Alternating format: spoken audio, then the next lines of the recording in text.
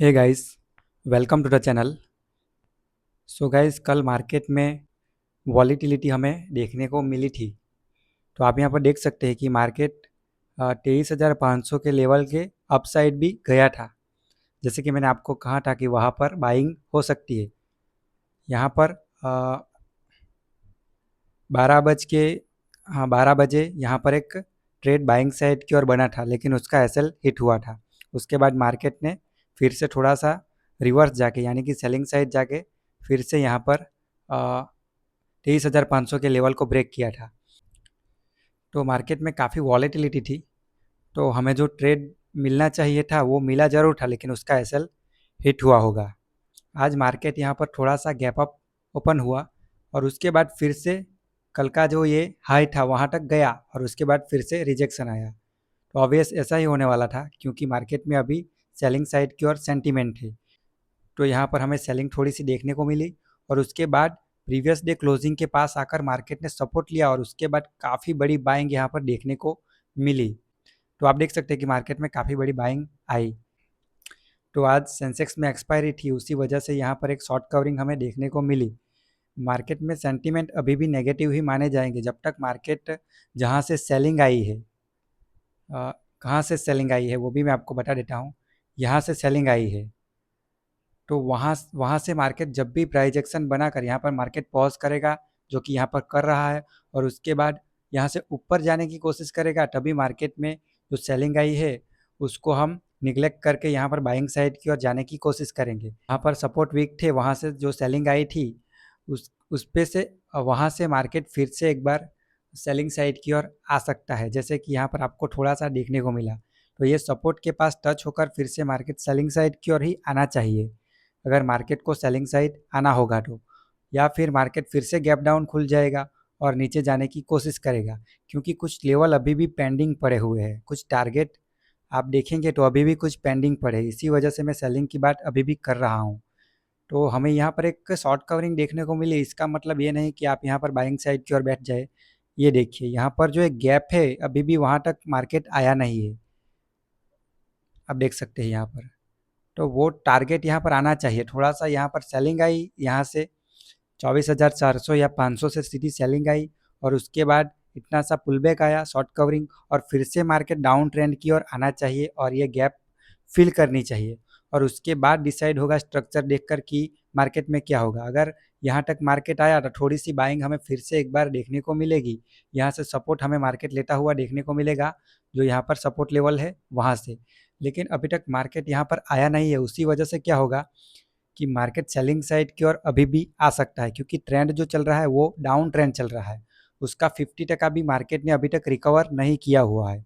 इसी वजह से मैं बोल रहा हूँ, यहाँ पर जो सपोर्ट थे, जो वीक सपोर्ट थे, उसका जो ब्रेकडाउन हुआ था, उसके ऊपर फिर से मार्केट जाने लग जाए प्राइस एक्शंस के बाद, उसके ऊपर मार्केट होल्ड करने लग जाए अपने आप को, तो मार्केट में फिर से बाइंग आ सकती है।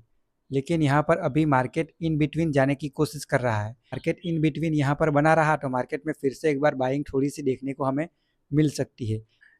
तो आज की बात की जाए तो मैंने यहाँ पर एक सेल साइड की ओर ही ट्रेड बनाया था, क्योंकि मुझे लग रहा था कि मार्केट में सेलिंग आई, उसके बाद मार्केट थोड़ा पॉज करेगा, आज फिर से थोड़ा सा वॉलेटिलिटी रहेगी एंड फिर से डाउन साइड की ओर जाएगा, या फिर कल मार्केट ने यहाँ पर वॉलेटिलिटी दिखाई थी और उसके बाद फिर से डाउन साइड की ओर थोड़ा सा जा सकता है, जहाँ तक गैप पेंडिंग है।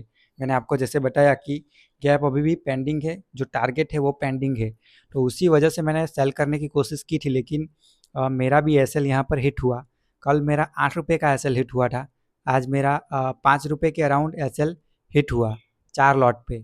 तो वो कुछ बड़ी बात नहीं माने जाएंगे, लेकिन मैं फिर से ये ट्रेंड जो रिवर्स हुआ उसको पकड़ नहीं पाया। पकड़ा लेकिन मैंने ट्रेड नहीं किया, ऐसे आप बोल सकते हैं, क्योंकि मैं ट्रेंड फॉलोइंग सेटअप यूज़ करता हूँ। तो मुझे सुबह में जो ट्रेंड दिखता है उस तरफ ही मैं जाने की कोशिश करता हूँ। उसके बाद मार्केट अगर रिवर्स होता है या फिर शॉर्ट कवरिंग होती है तो वहाँ पर मैं फिर से वो ट्रेड पकड़ने की कोशिश नहीं करता हूँ, भले मुझे मेरे सेटअप पे दिख जाए कि ये जाने वाला है, लेकिन मैं अपने टारगेट और रिस्क रिवॉर्ड फॉलो करने की कोशिश करता हूँ। तो उसी वजह से फिर से आज मार्केट रिवर्स हुआ एंड मेरा एसएल हिट हुआ। तो आप यहाँ पर देख सकेंगे कि मंथ के एंड में आप देख सकेंगे कि मेरे एसएल काफ़ी ज़्यादा हिट हो रहे हैं, लेकिन मैंने डिसिप्लिन यहाँ पर फॉलो करके रखी हुई है। तो मंथ के एंड में हम ही तो मंथ के एंड में ही हम रिजल्ट देखेंगे कि वहाँ पर अकाउंट कैसा रहेगा। लेकिन यहाँ पर यही बात है कि मार्केट हमें काफ़ी सारी चीज़ें दिखाता है, लेकिन हमें अपने रूल्स पे स्टिक रहना है, हमें अपने रूल को तोड़ना नहीं है। इसी को ट्रेडिंग बोलते हैं, क्योंकि मार्केट आपको पूरे दिन में काफ़ी ज़्यादा कुछ ना कुछ दिखाता रहेगा। जैसे कि आपको कल यहाँ पर 23,500 के लेवल पे ब्रेकआउट देखने को मिला, वो फेल ही हो गया ना। भले ही वहाँ पर वो लेवल कितना ही अच्छा माना जाता है, लेकिन उसके बाद भी यहाँ पर रिजेक्शन आपको देखने को मिला। तो मार्केट यहाँ पर आपको कुछ भी दिखाता रहे, आपकी स्ट्रेटजी जो होती है उसी पे आपको स्टिक रहना होता है। उसी वजह से मैंने फिर से यहाँ पर ट्रेंड जो रिवर्स हुआ वहाँ पर, या फिर शॉर्ट कवरिंग आई, वहाँ पर मैंने ट्रेड लेने की कोशिश नहीं की। लेकिन हमारी ये जो सीरीज़ चल रही है वो मेनली स्कैल्पिंग पे चल रही है। मैं यहाँ पर ट्रेंड फॉलोइंग आपको कराना नहीं चाहता, या फिर इंट्राडे में आपको ट्रेड नहीं दिलवाना चाहता। मैं आपको यहाँ पर ऑप्शन बाइंग में स्कैल्पिंग सिखा रहा हूँ। तो वो आज हम देखते हैं कि 1 मिनट में सुबह में क्या हुआ था। सो गाइस, दिल्ली में ये वीडियो इसलिए बना रहा हूँ कि ऐसे भी मेरे कुछ इतने बड़े कोई व्यू नहीं आने वाले हैं और पैसे नहीं बनने वाले हैं। ये सारी चीज़ें सीखने के लिए होती है कि डेली में आपको प्राइस एक्शंस कैसे देखता हूँ वो आपको सिखाता रहूँगा। तो आप भी वहाँ पर उस तरीके से प्राइस एक्शन देखकर स्कैल्पिंग करके ऑप्शन बाइंग में पैसे बना सकते हैं। तो सुबह में मैं यहाँ पर सोच रहा था कि ऑलरेडी मार्केट कन्फ्यूज़न जोन में है, क्योंकि यहाँ पर हाई कल का जो था वहाँ पर ही मार्केट ओपन हुआ था। तो मार्केट बाई साइड की ओर एंट्री दे रहा था। क्यों एंट्री दे रहा था? सेलिंग के ट्रेंड में, यानी कि सेलिंग साइड का ट्रेंड चल रहा है और मार्केट यहाँ पर बाई साइड की ओर एंट्री देने की कोशिश कर रहा है।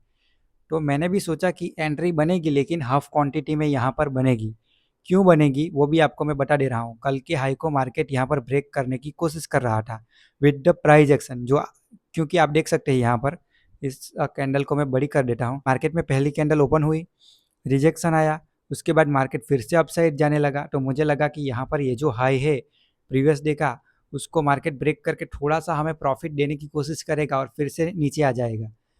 ऐसा मुझे लगा था। इसी वजह से मैं यहाँ पर ट्रेड करता बाई साइड की ओर, क्योंकि यहाँ पर ये जो हाई है आज का, वहाँ पर भी मार्केट ने प्राइस एक्शन बनाई थी और उसके बाद ब्रेकआउट हुआ था।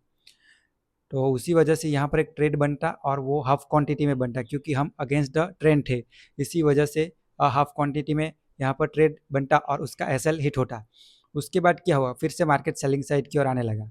तो आप यहाँ पर दूसरा ट्रेड इसी जगह पे बना सकते हैं, 9:37 को, यानी कि 9:37 को, यानी कि 9:37 को आप यहाँ पर उसका लो, जैसे उस कैंडल का लो जैसे ब्रेक हुआ वहाँ पर ही आप दूसरा ट्रेड सेल साइड की ओर बना सकते थे, क्योंकि सेल साइड की ओर ही सेंटीमेंट है। जैसे कि मैंने आपको बताया, मैंने भी सेल साइड की ओर ट्रेंड फॉलोइंग सेटअप में ट्रेड लेके रखा था।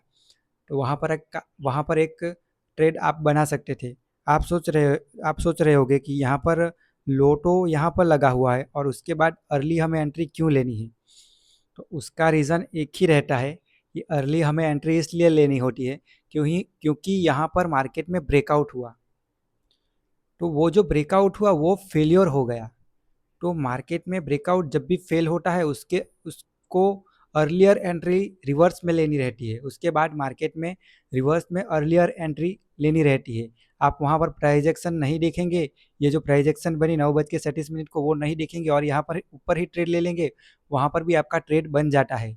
तो 9:37 को फिर से हमें एक सेलिंग साइड की ओर कन्फर्मेशन मिला एंड वहाँ पर एक फिर से एक ट्रेड हमें देखने को मिला, जो कि अच्छा खासा सेलिंग साइड की ओर चला गया। तो वहाँ पर हमारा एक ट्रेड आज फ्लॉप होता और दूसरा ट्रेड हिट हो जाता। उसी वजह से हम 1:2 रिस्क रिवॉर्ड फॉलो कर सकते थे।